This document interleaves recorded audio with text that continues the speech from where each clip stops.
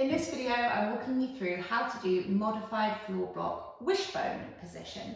So for modified floor block, you're going to need 2 yoga blocks like this, and I've put them on this kind of height. So they're not on the highest height, they're not on the lowest height, they're on this medium height like this. And we're taking our hands out, or our arms out, sorry, into a cactus position with our head on the floor. So ignore me if I'm flailing my head around, but it's so that I can talk to the camera. But for you, you want to have your head relaxed on the floor like this. So my elbows are out at shoulder height. I'm not having my elbows like back here tucked into my waist. Neither are they really, really far away from me. There's a 90-degree angle at my sort of armpit area.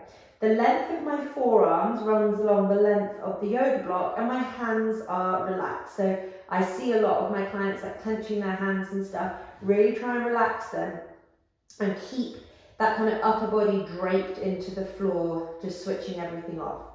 If you're in this position and you feel like you can't breathe or that your nose is really squished, you're probably face planting with your nose rather than trying to keep length at the back of your neck. So I want you to aim more for the top of your head, like the crown of your head, sort of tilting downwards, rather than aiming for your nose to be on the floor, okay? So if your nose is squished, you're probably squishing your nose, rather than you having a big nose. And some of my clients are like, oh, I've just got a big nose, that's why it happens. And it's like, no, it's because you're doing something with your sort of neck that's not quite right. So tilting that head down so that it feels comfortable through that upper body. So this is the floor block position. Now we're going to add on the wishbone aspect of it. We are keeping our breath super steady and relaxed. We're breathing in and out of our nose and into our diaphragm. We're going to draw our big toe joints and our knees together, and we're going to feel the bony bits of our sort of hips and pelvis onto the floor. So what we're looking for is to stay grounded through the fronts of our hips here. And the exercise is going to look a bit like this. So we're going to be taking our knees up to a sort of 90-degree position, but maybe a little bit less, and I'll walk you through that in a second. But you might notice as you take your feet up in this type of way, that your hips then lift up off the floor. And what that's going to do is you're going to kind of like overextend your back. We're not getting the hip extension that we want. So when the hips are snug to the floor like this, we get hip extension, hip stretching. But if the hips lift up, what happens is we're going to overextend our lower back, so our lower back might start to hurt.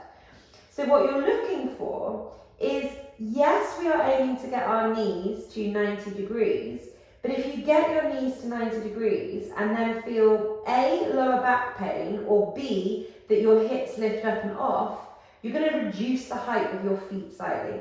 So it doesn't matter if you don't get to this kind of 90 degrees position, you can bring the feet down a little bit lower, and you're just finding a position where your lower back doesn't hurt, upper body stays relaxed, you're in control of the breath, and the hips are staying grounded. So we have to keep the hips grounded.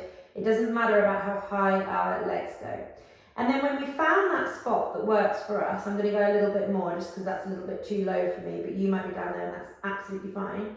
So we're trying to find the spot where our hips are evenly grounded on the floor, and we're going to flex our feet back towards the floor. So we're not pointing the toes, that's plantar flexion, nor are we floppy in the feet.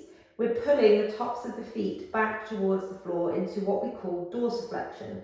And to start with, you're keeping your kind of ankles and your knees together.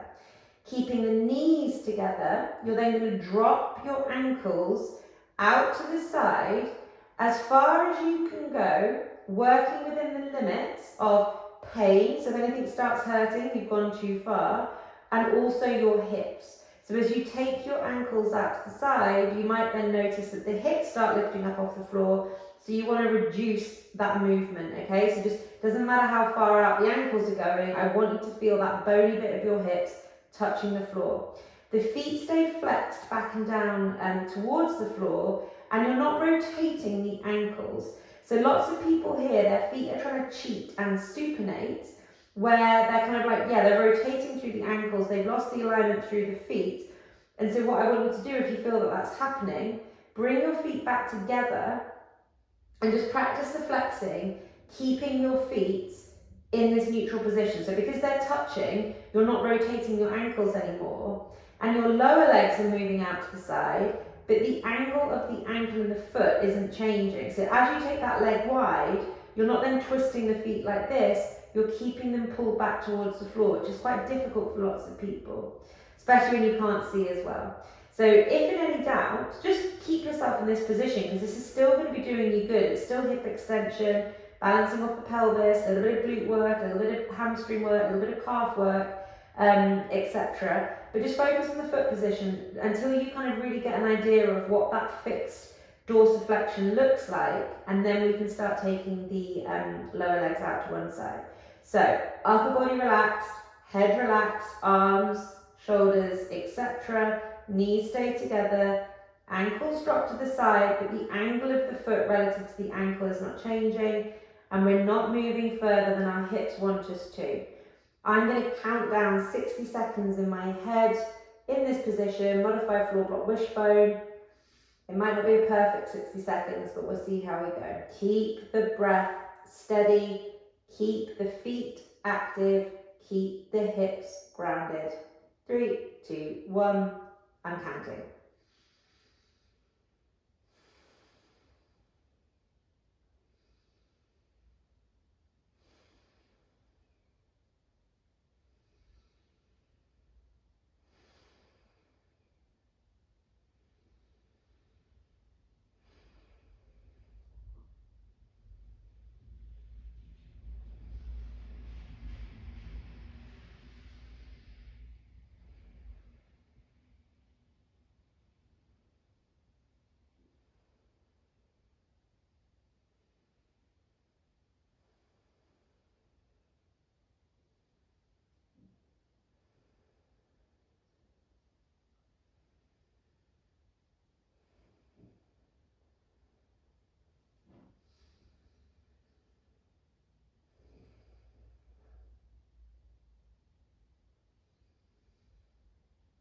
We're about halfway through, just making sure that the hips are staying grounded, that you haven't lost that. Your knees are still pinched together, your feet are active,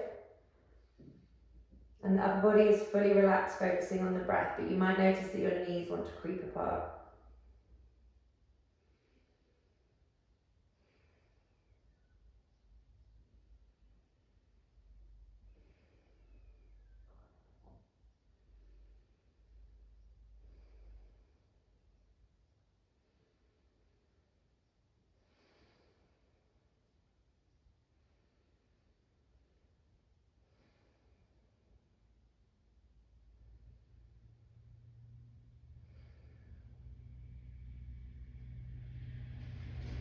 Five, 4, 3, 2, 1.